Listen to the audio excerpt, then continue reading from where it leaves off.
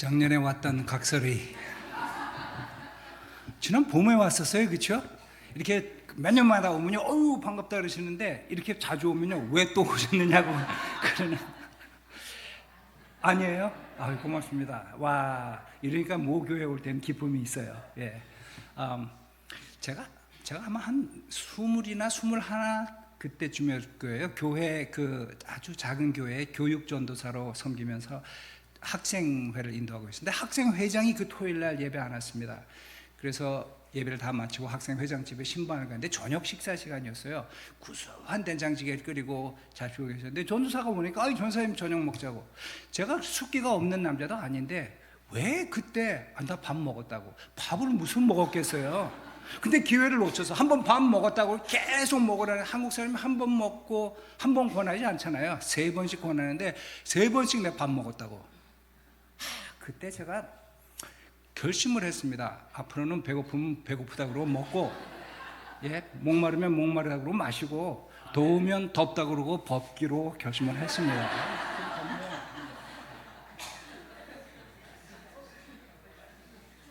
오늘 좀 덥네요. 예. 자, 여러분 미국에 사시면요, 미국 말에 이런 말이 있습니다. 미국 생활에 2가지 확실한 것이 있습니다. 피해갈 수 없는 2가지가 있습니다. 그 2가지가 뭐냐 하면요, 세금 내는 거, 그리고 죽음. 한국도 그렇지 않아요? 그렇죠? 고맙습니다. 예, 이렇게 이제 이게 부강사와 주강사가 잘 맞아야 이게 설교가 잘 진행이 돼요. 자, 여러분 미국의 사망률은요 100%입니다. 그렇죠?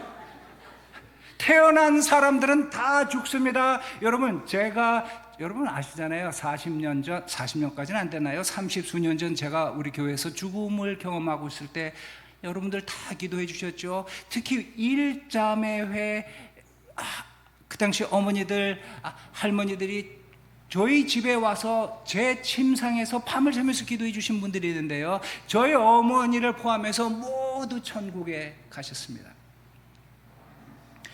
죽음에 대해서요 2가지 이론이 있습니다. 첫째는 자연주의적 과학적인 눈인데요, 그 눈은 이렇습니다. 지금 살고 있는 이 땅에 이것이 모든 것이다. 죽고 나면 아무것도 없다. 미국에 레이먼드 무디라는 의사 선생님이 있는데 이분이요 책을 하나 썼어요. 최근에 이 책이 베스트셀러가 됐는데요, 책 제목이 죽음 이후라는 책인데, 이분이요 의사 생활을 하면서 거의 죽었다가 안 죽은 사람이 아니라 사망 선고를 내린 사람 가운데 웬일인지 살아난 사람, 그런 사람들 가끔씩 있지 않습니까? 사망 선고를 자기가 내렸어요. 그런데 살아난 사람 100명 이상을 인터뷰를 해서 그들이 공통적으로 가지고 있는 그 이야기를 책으로 썼습니다.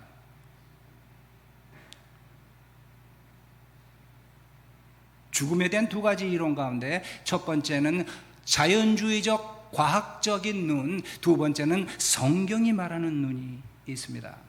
저 이런 얘기를 들었어요. 할머니가 그 가족들과 함께 이제 그 남편의 마지막을 병원에서 임종을 지켰어요. 그리고 그 옆에 뭐 달아놓잖아요. 그 그래프가 삑삑삑삑 하다가 드디어 마지막 운명을 하니까 삑 하고 그래프가 제로로 갔습니다. 그리고 의사 선생님이 사망 선고를 하고요. 그 할머니는 이제 간호사들이 침상을 밀면서 영안실로 가고 있는데, 그 할머니는 평생을 같이 살지 않았습니까? 참 답답한 마음에 그 남편의 침상을 따라서 영안실을 가고 있는 거예요. 자녀들은 병실에서 울고 있고요. 그런데 이렇게 따라가는데 운명하자마자 이제 그 시트를 이렇게 머리까지 올렸는데 침대 뒤를 따라가는데 발가락이 좀 움직이는 것 같아요. 할머니가 이렇게 보니까 할아버지가 발가락을 움직여. 그리고 뭐 이런 일이 있나라 시트를 쭉 내려보아서 고개가 나는데 눈을 떴어. 근데 말은 못하는데 그 눈 표정이 한 60년을 같이 사시니까 알잖아요. 나 살았어 이런 것 같은데, 이 할머니가 얼른 걸어와서 시트를 덮어버려. 빨리 가시라고. 그 한국 부부 가운데서나 있는 일 같아요. 자, 성경은 죽음에 대해서 뭐라고 말하고 있습니까? 성경이 말하고 있는 이 죽음에 대한 이야기에 대해서 오늘 본문 말씀, 사도 바울이 한 말씀을 근거해 가지고 세 가지를 알아보겠는데, 첫째는 천국의 실체, 둘째는 천국의 보증, 세 번째는 천국의 영향력.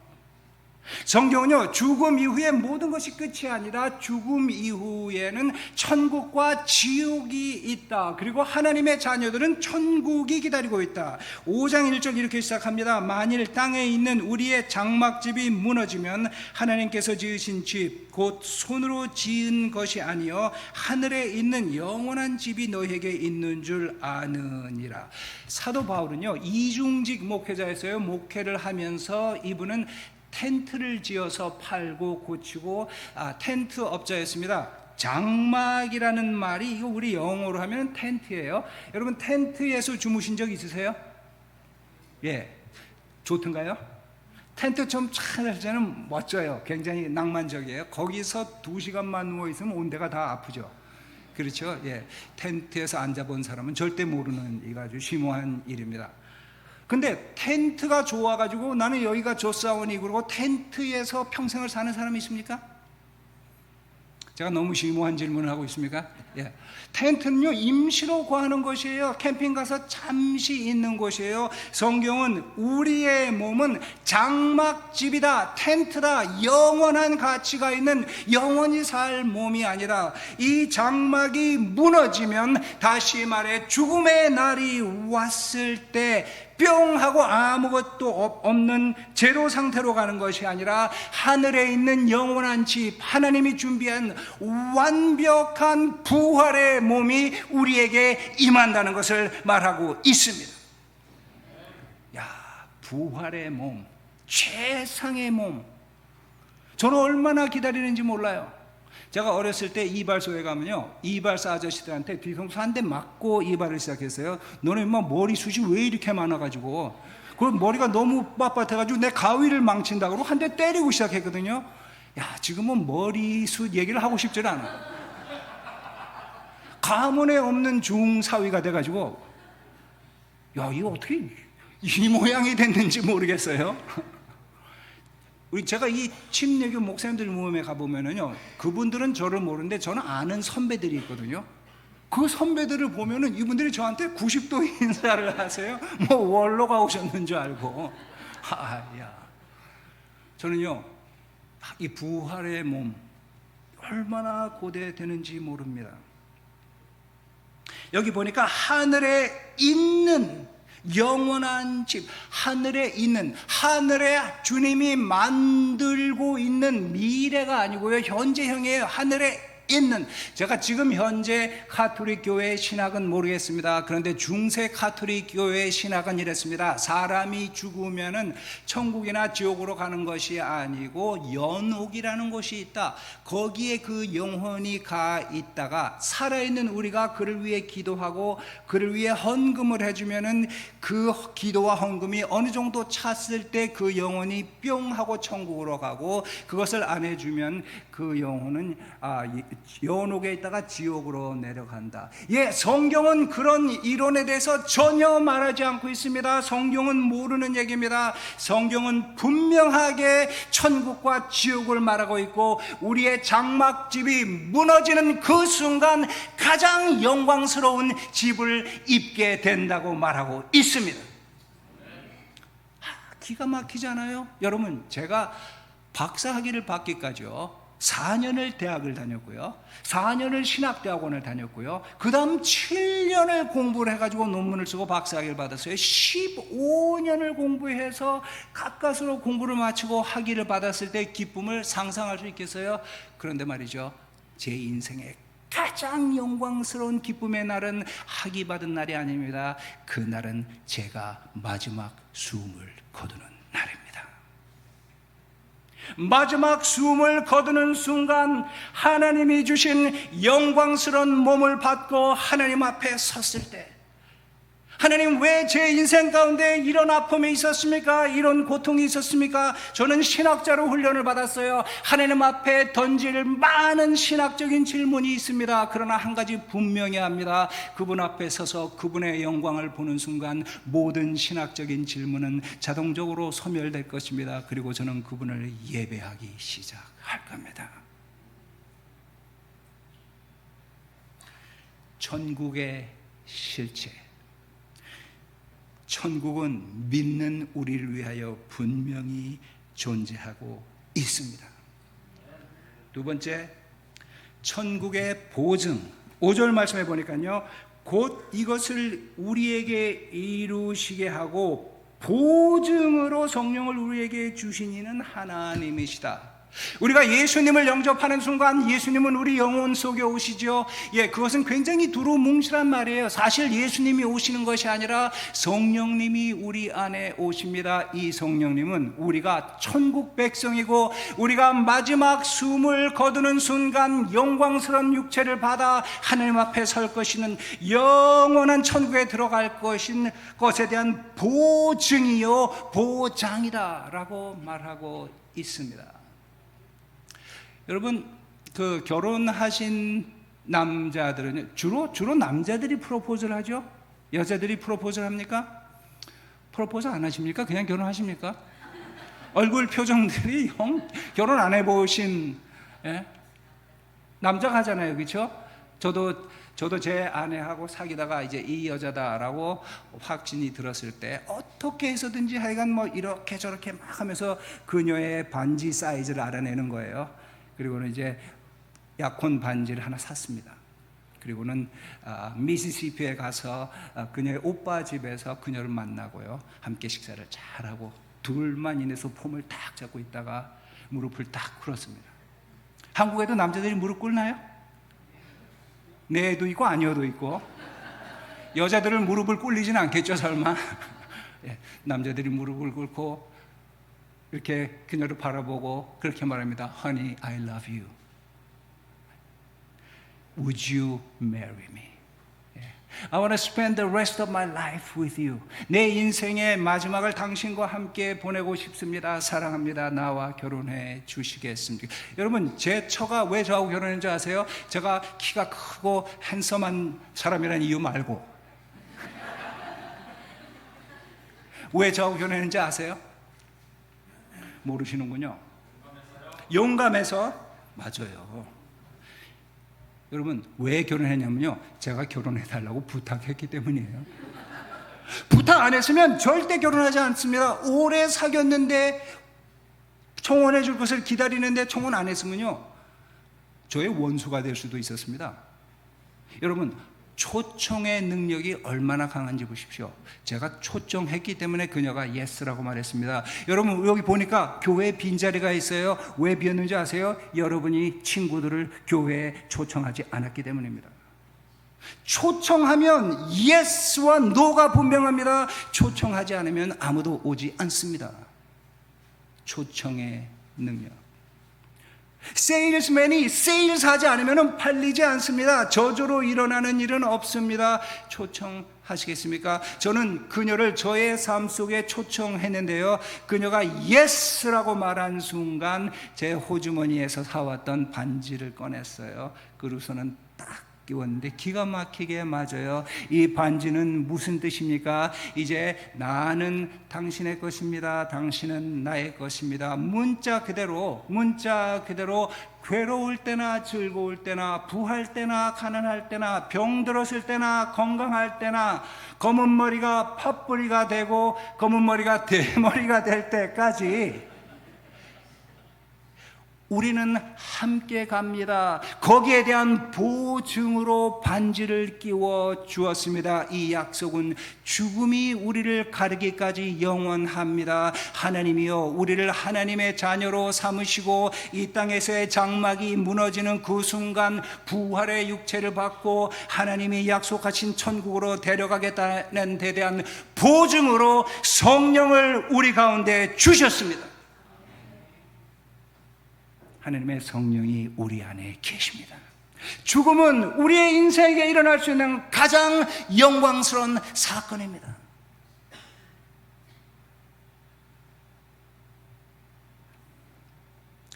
여러분, 제가 네팔에서 사역을 하고 네팔에서 전도대회 할 때 우리 모교회 늘푸른교회 성도님들이 많이 저를 지원해 주시지 않았습니까? 기억하시죠? 여러분들이 지원해 주신 그게요, 영향이 있다라는 걸 제가 오늘 느꼈어요. 오늘이 아니라 지난 주간에 느꼈어요. 전 세계의 목회자, 선교사, 사역을 하는 소위 사역자가 600만 명이 있습니다. 600만 명 가운데 5천 명을 추려서 이번 이 선교대회에 초청을 했어요. 223개국에서 대표가 왔는데요. UN 총회보다도 많은 곳에서 왔고 올림픽보다도 많은 나라에서 왔습니다. 인류 역사상 가장 많은 나라가 온 모임이 이 모임입니다. 현재의 역사까지는. 그런데 다른 나라는 모르겠어요. 네팔에서 온 목사님들은요, 막 저한테 뛰어와가지고 당신이 데이빗 총입니까? 그러면서 나는 그 집회에 참여하지 못했는데 당신의 사역에 대해서 이야기를 들었고 당신의 사역이 우리 교회에 힘을 주고 있다는 걸 얘기 들었습니다. 너무 당신을 만나고 싶었는데 여기서 만날 수 있어서 너무너무 행복합니다. 그런데 그동안 내가 가서 뛰고 다닌 게 허당은 아니었구나. 복음으로 영향력을 미치고 있었구나. 여러분들이 저를 후원해 주시고 기도해 주셔서 진심으로 감사합니다. 우리가 같이 했습니다.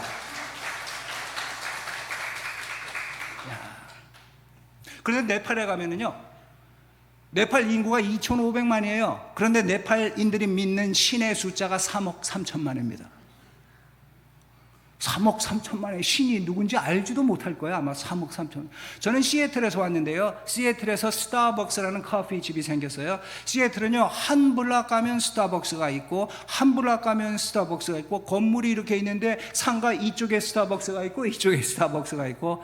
그런데 네팔에 가시면요, 한 블락 가면 신전이 있어요. 또 한 블락 가면 신전이, 온데 신전이 가득합니다. 그리고 그 앞에 밥이 있고 제사 음식이 있고 사람들이 기도하고 뭐 시뻘건 피 같은 걸 뿌리고 그래요. 모든 종교는 예배를 드리는 신전이 있습니다. 성전이 있습니다. 그곳에 그들의 신이 존재합니다. 그들이 예배하는 시간은 언제인 줄 아세요? 신전에 가서 제사에 참여하는 그 시간이 예배 시간입니다. 그런데 기독교는 다릅니다. 성경은 이렇게 말합니다. 너희가 하나님의 성전, 하나님의 신전인 것을 알지 못하느냐. 우리가 성전이래요. 우리가 성전이냐면 우리의 예배 시간은요, 주일날 11시에서 12시 반에 합니다. 우리의 예배 시간은 24시간 365일입니다. 이제는 성과 속의 구분이 없습니다. 우리가 하는 모든 일이 성스럽습니다. 교회에 드리는 헌금만 성스러운 것이 아닙니다. 국가에 내는 세금도 성스럽습니다. 그래서 우리는 세금을 띄어먹으려고 노력하지 않습니다. 우리가 하는 모든 일이 하나님의 일입니다. 생활도 하나님의 일입니다. 외국에 가서 복음 전하는 것만이 선교가 아닙니다. 자녀를 키우는 일, 직장 생활을 책임있게 하는 이 모든 것이 하나님의 사역이고 선교 사역입니다. 성령이 우리 안에 계신 것이 우리의 예배를 완전히 바꾸어 버립니다. 천국의 보증, 우리 안에 계신 성령님. 자, 세 번째는요, 천국의 영향력. 천국의 영향력은 두 가지가 있는데, 첫 번째는요, 이 우리에게 주어진 천국의 천국에 대한 약속 때문에 우리가 담대하게 살아갈 수 있는 자신 있는 삶, 담대한 삶 말하고 있습니다. 6절 말씀에 보니까요. 그러므로 우리가 항상 담대하여 몸으로 있을 때에는 주와 따로 있는 줄 아노니, 담대하게 이 몸을 가지고 비록 주님과 헤어져 살고 있지만, 주님은 천국에 계시지만 우리는 담대한 삶을 살아갈 수 있다. 여러분, 인생에 여러 가지 굴곡이 있어요. 여러 가지 좌절이 있을 수 있습니다. 그런데 인생의 가장 큰 좌절은 무엇일까요? 죽음입니다. 인류가 많은 것을 극복해 왔는데 죽음은 아무도 극복하지 못합니다. 그런데요, 여러분, 우리 교회 다니신 지 30년 이상 되시는 분은 제가 한국 나이 28, 미국 나이 27에 이곳에 와가지고 사경을 헤매고 있었을 때, 말로 다 할 수 없는 육체적 고통을 가지고 매일 죽어가고 있었을 때, 저는 어떤 꿈을 꾸는지 아세요? 내가 정말 의사가 말한 대로 죽는다면 내 인생의 최고의 일이 벌어지는구나. 그러면서 그때 이런 생각이 드는 거예요. 만일 27살 청년이 예수를 믿지 않았다면 27살의 나이에 죽는다면 그것이 얼마나 고통스러울까, 얼마나 처참할까. 근데 저는요, 하나님, 지금이라도 데려가신다면 제 인생의 최고의 날입니다. 담대함이 생겼습니다. 오히려 기쁨이 생겼습니다. 그러나 기도했습니다. 하나님이 저를 정말 부르셨다면, 사용하기 원하셨다면 가게 하지 마시고 살려주십시오. 그리고 사용하십시오. 그러나 간다 하면은 저에게는 최고의 사건입니다. 가도 좋고 안 가도 좋고 이래도 좋고 저래도 좋고, 어떻게 이런 인생이 있죠? 담대한 삶. 여러분, 죽은 나사로가 예수님이 살렸습니다. 근데 그 당시에 죽은 사람을 살려줄 때 예수님의 인기도가 얼마나 올라갔겠습니까? 바리새인들과 율법사들, 사두개인들은요, 예수가 그렇게 인기 있는 사람이 되는 걸 원치 않았어요. 그래서 틀림없이 나사로에게 와서 이렇게 말했을 겁니다. 나사로야, shut up! 입 다물어. 너 예수가 너 살렸다고 말하지 마. 계속 그런 말 하고 다니면 죽여버릴 거야. 죽여? 나는 내가 죽었을 때 나를 살려주신 분을 알아. 마음대로 죽여주시오. 나를 살려주신 그분이 내 곁에 있습니다. 담대한 삶, 용기 있는 삶, 죽음을 두려워하지 않는, 내 인생에 일어날 고난과 어려움을 두려워하지 않고 의를 추구할 수 있는 삶, 자신 있는 삶을 천국 때문에 살아갈 수 있습니다. 두 번째는요, 10절 말씀, 이는 우리가 다 반드시 그리스도의 심판대 앞에 나타나게 되어 각각 선악간에 그 몸으로 행한 일을 미리 받게 하려 함이라. 우리가 하나님의 심판대 앞에 선다는 것을 분명히 안다면요, 책임 있는 삶을 살 수 있습니다. 저를 한번 따라해 주시죠. 책임 있는 삶. 여러분, 책임 있게 살아가는 것이 얼마나 훌륭한지요. 아무렇게나 살아가는 것이 아니라 하나님 앞에서 마지막 서서 심판을 받을 것이라는 그것을 분명히 한다면. 혹시 여러분 이런 얘기 들어보셨어요? 전도하려고 그러면 꼭 이렇게 말하는 사람이 있어요. 아니, 그렇게 선한 신이 계시고 하나님이 있다면 왜 이렇게 이 세상에 악이 있습니까? 이런 얘기 들어본 적 있으시죠? 우리 부강사님 들어보셨어요? 예. 근데 다 우리 한국 사람들은 그런 쓸데없는 생각 안 하고 삽니까? 미국에는 그래요. 예수 믿으라 그러면, 아니, 그렇게 훌륭한 신이 있다면 왜 이렇게 악이 많아? 그렇잖아요. 제가 너무 지금 심오한 얘기를 하고 있습니다. 괜히 그 얘기를 하기 시작한 것 같네. 제가 미국에서 교수 생활을 해보니까요, 이래요. 미국 학생들은요, 교수 평가를 할 때 교수가 40% 말을 하고 60%를 학생들이 토론하도록 해야 훌륭한 교수입니다. 교수가 다 말해버리면 제일 실력이 없는 교수예요. 학생들을 토론에 참여시키고 학생들이 말하게. 근데 한국 학생들을 가르쳐보면 교수가 120%를 말해야 훌륭한 교수예요. 어디 학생님들에게 말을 하도록 하겠습니다. 근데 순간적으로 제가 한국 교회에 와 있다는 걸 잊어버린 것 같아요. 예. 자, 여러분, 전도하다 보면 그렇게 말하는 사람이 있어요. 그렇게 선한 신이 있다면, 하나님이 그렇게 선한 분이고 좋은 의도를 우리를 향해 가지고 있다면 왜 이 세상에 이렇게 악이 있습니까? 그러므로 선한 절대선이라는 신은 존재하지 않습니다. 이렇게 말하는 사람은요, 논리가 없는 사람입니다. 라직, 철학이 없는 사람입니다. 왜 그러냐 한번 보십시오. 그렇게 선한 신이 있다면 어떻게 여기 이런 악이 있습니까? 이 말은요, 이렇게 되물으세요. 당신이 무엇을 기준으로 이런 것을 악하다고 말합니까? 절대 선이라는 개념이 없으면 이런 행위는 악합니다라고 말할 근거가 없습니다. 악이 있다라고 말하면 말할수록 선이 있다라는 것을 스스로 존재할 뿐입니다.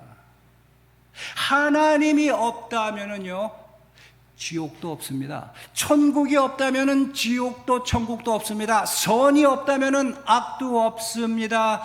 최후의 심판이 없다면은 책임 있게 살 필요도 없습니다. 그런데요, 성경은 분명하게 최후의 심판이 있다라고 말하고 있습니다. 지금 미국은요, 제가 40년을 살았는데 제가 살아본 적이 없었던 미국이 되었습니다. 미국은요, 완전히 이제 제3세계 처럼 돼버려 가고 있어요. 윤리관이 완전히 파괴되었습니다. 그런데 왜 그렇게 됐는가 곰곰이 생각해 보면은 저는 잡히는 데가 있습니다. 1962년도에 케네디 대통령이 공립학교에서 기도를 못하게 했습니다. 다시 말해서 절대 신이라는 것을 인정하지 않기 시작했습니다. 절대 선이 없는 곳에는 절대 악도 없습니다. 아무거나 내가 하고 싶은 것을 다 해도 됩니다.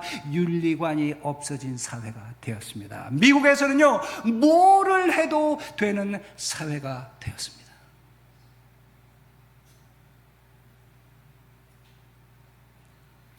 그런데 하나님은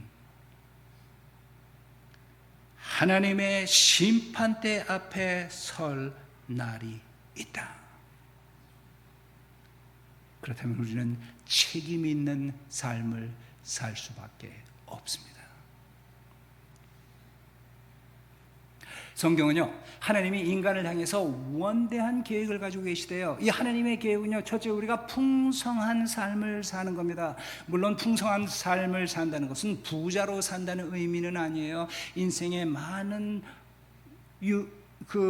계곡이 있고 또 산꼭대기의 경험도 있지만 이 모든 것을 통해서 우리를 향해 가지시는 하나님의 목적을 이루는 그런 가치 있는 삶, 의미 있는 삶을 산다라는 의미죠. 풍성한 삶. 그런데 과연 우리가 그렇게 살고 있느냐? 그렇지 못합니다. 좌절이 있고 절망이 있고 영광의 순간보다는 죄 속에 사는 때가 많습니다. 왜요?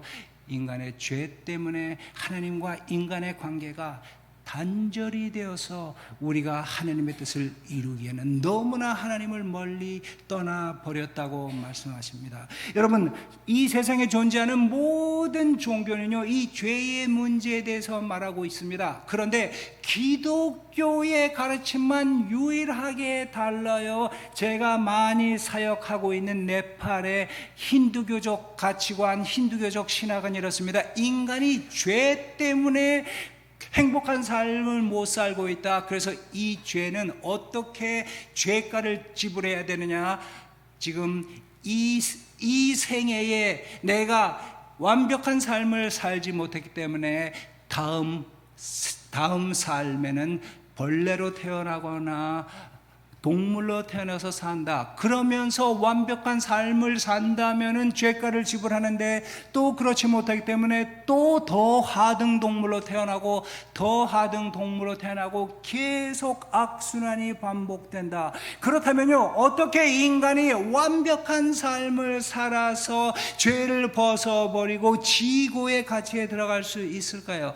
불교는 네팔에서 시작된 종교인데요, 그 힌두교적 가치관을 공격하면서 힌두교는 잘못된 종교라고 힌두교 경전과 힌두교의 내세관을 공격하면서 나온 종교예요.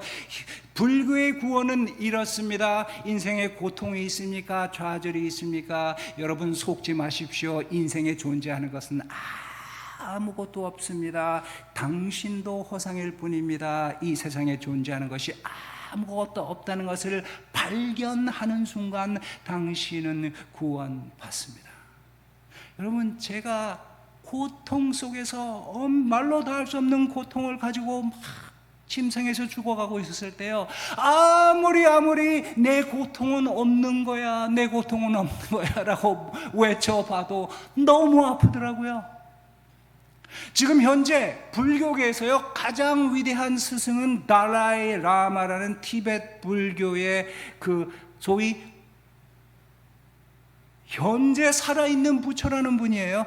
그런데 달라이 라마의 사명은 뭐냐 하면요, 독립국이었다가 중국에게 먹혀버린 티벳을 독립시키는 것이 그의 사명입니다. 그것을 위해서 달라이 라마는 싸우고 있습니다. 그런데 그의 싸움에는 이런 모순이 있습니다. 그가 진정한 불교인이고 진정한 살아있는 부처라면 중국도 존재하지 않고 티벳도 존재하지 않고 독립을 시킬 필요도 없고 아무것도 존재하지 않아. 이 모든 것들은 허상이야. 이러고 살아야 진정 자기가 믿는 신앙과 동일합니다. 그런데요, 티벳을 중국의 압제로부터 독립시키겠다, 자유화하겠다, 뭔가 불교가 가르치는 가르침하고는 거리가 멉니다. 예수님은요, 우리가 스스로를 자유케 하거나 우리가 노력으로 구원받는 것이 아니고요, 성경은 이렇게 말합니다. 하나님이 세상을 이처럼 사랑하사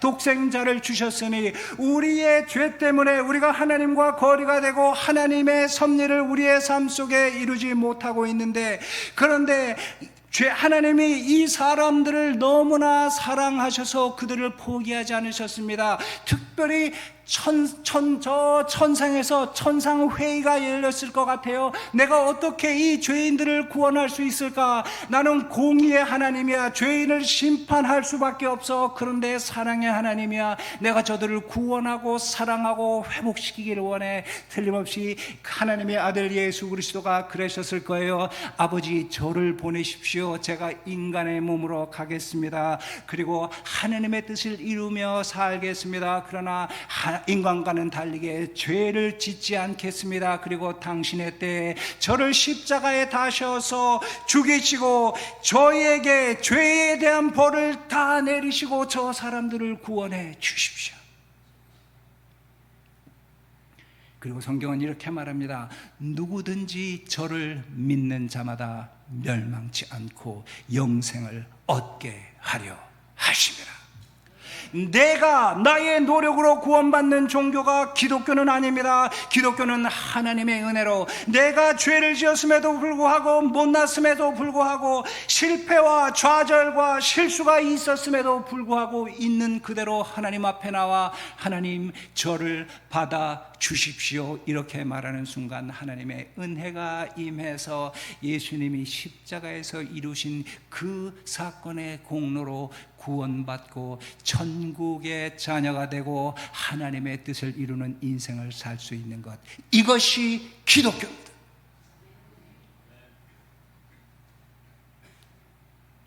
오늘 말씀 정리해 보겠습니다.